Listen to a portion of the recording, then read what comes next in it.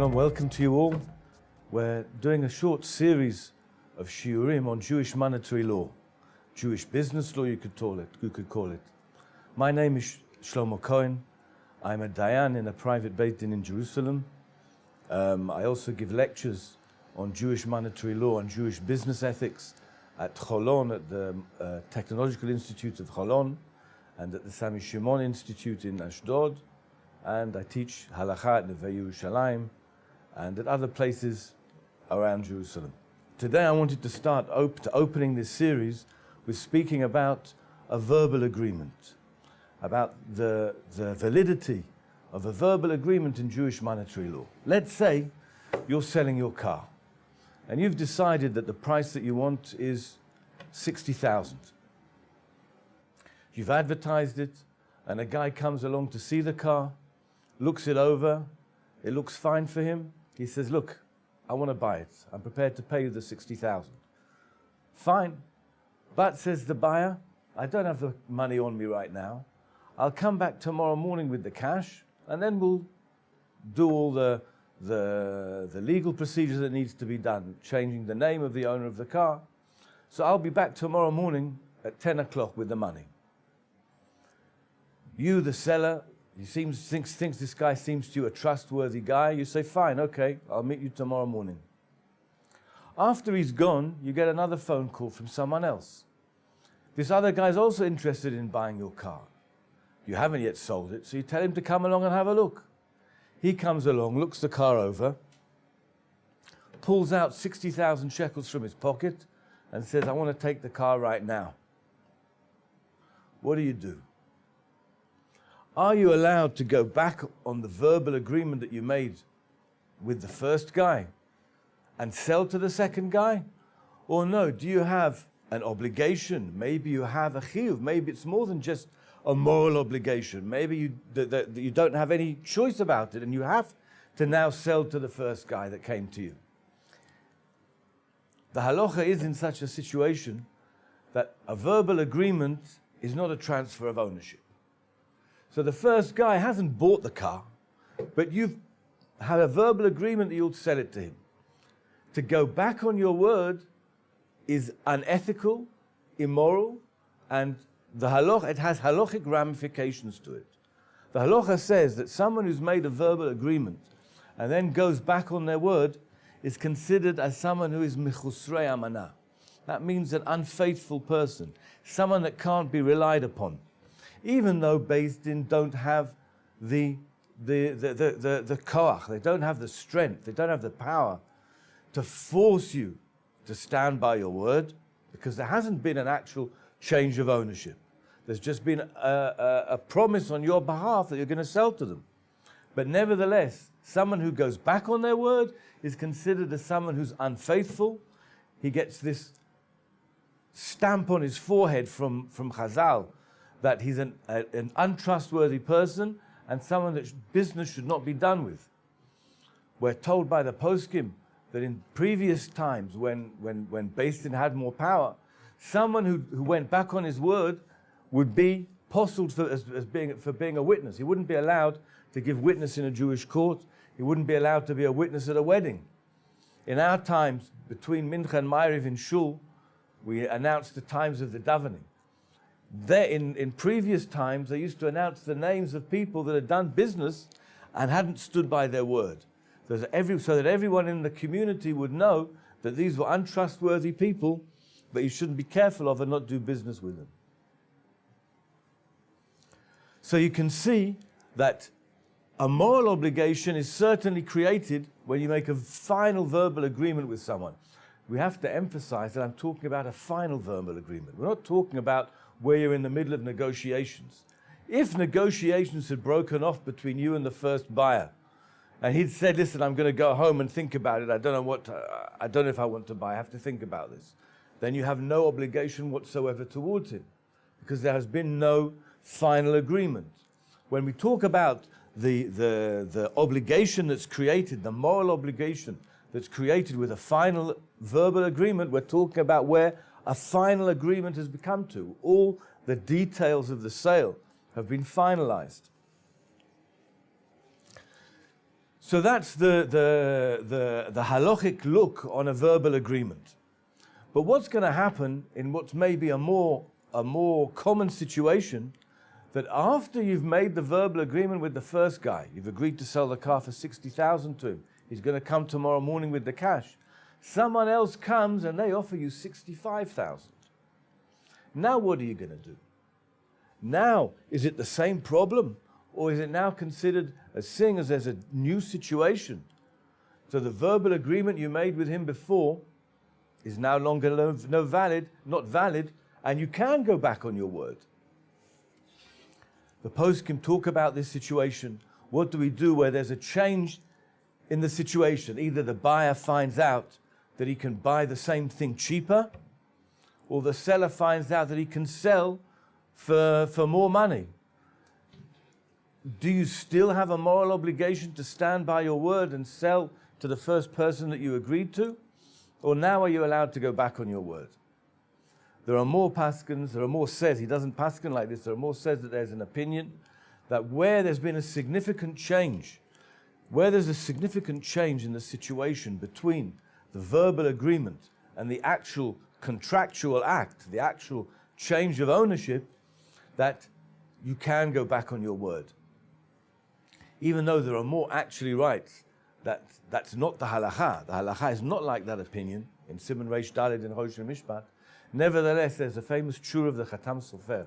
And the Khatam Sofer writes a lengthy tshuva, and he permits you, where there's been a significant change in circumstances between the first agreement and making the final contractual act, after which there is certainly no going back, that one of the parties can go back on their word and they won't be considered as someone who is unfaithful. The custom in Botei Dinim today is that they allow someone to go back on their word where there's been a significant change in the circumstances between the verbal agreement and the contractual act. What's going to be considered as a significant difference is a very difficult and a very subjective question. I heard from the son of a famous Dayan from the previous generation, who is a Dayan in Iraq, from the previous generation, that there they had a rule of thumb that if there was a difference of a sixth between the price that was agreed upon and what happened afterwards, the change in prices, then they would allow you to go back on your word without being considered as someone who was unfaithful and someone who was unreliable. That means, in our case of the car, if you were selling the car for 60,000, if someone were to come along and offer you 65,000, after you've already agreed with someone to sell for 60, so that's less than a sixth. So you wouldn't be able to go back on your word. That would be considered as less than a sixth. You'd still be considered as unfaithful if you were to go back on your word in such a situation. But where the second buyer were to offer you 70,000 and above, which is more than a sixth, there's more than a sixth of a difference, so there you would be able to go back on your word. Of course, you have to realize that rule of thumb of a sixth is a very, very subjective thing. If you're talking about someone who's selling a company for 6 million, and someone comes and offers them after they've made a verbal agreement with someone to sell, someone offers them 6.5 million, so you can't say that that's not a significant difference. It's certainly a very, very significant difference. And so you have to be careful in any situation of coming to a decision by yourself, and you need to discuss the case with a Dayan when it comes up. But that's the rule of thumb that they had, that a sixth is considered as a significant change, and that's something you'd be allowed to then go back on your word, even after you've made a verbal agreement, again, as long as there was not yet the final contractual act. I was once asked a question by a guy who was renting out an apartment. And just to make the maths easy, let's say he was renting it out for $600 a month. A guy came along, looked over the apartment, seemed to be good for him. He said, listen, tomorrow morning, let's sit down and write out the contract, sign it, I'll give you some money, and we'll close the deal. But when they met that night, they didn't close the deal. They just came to a final verbal agreement about the deal. Later on that evening, the guy got a phone call from a widow who really needed an apartment urgently. And she was really stuck for a place to live. And she wanted to know if she could rent this apartment, which she'd already heard about, she'd already seen it, and she knew that it was suitable for her. The guy, the owner of the apartment, said, listen, I've already promised to sell it to someone else. I have a verbal agreement with someone. He's going to be coming tomorrow. But you know what? Seeing as this is a special situation, let me speak to him and see what he says. So he phoned up the guy and he said, listen, there's a widow sitting with me right now, and she needs the apartment urgently. You're a healthy guy, you're a businessman, you can find something else easily. Maybe would you be prepared to give up on the apartment? I have a verbal agreement with you and I won't break that. But maybe you'd be prepared to go back on the deal and find somewhere else so I can rent this apartment to this poor widow that needs a place to live urgently. The guy, as soon as he heard that, he started swearing and shouting and cursing this guy, saying, how could you dare, how could you dream of cancelling the deal that we've made between us? And now the owner of the apartment suddenly starts realizing, wow, I'm going to do business with this guy. This guy seemed so nice when he came to see the apartment, but now I'm seeing what he's really like. The guy's a monster. I want to do business with him. I want to have a contract with him, and throughout the whole next year, I'm going to have to deal with this guy. Thank you very much. I don't want any more to do with this guy. Can I go back on the deal? Not just because of the widow. Can I go back on the deal now that I've realized what sort of a guy this person is? We've said that where there's a change in the circumstances, you can go back on the deal where it's a significant change in the circumstances.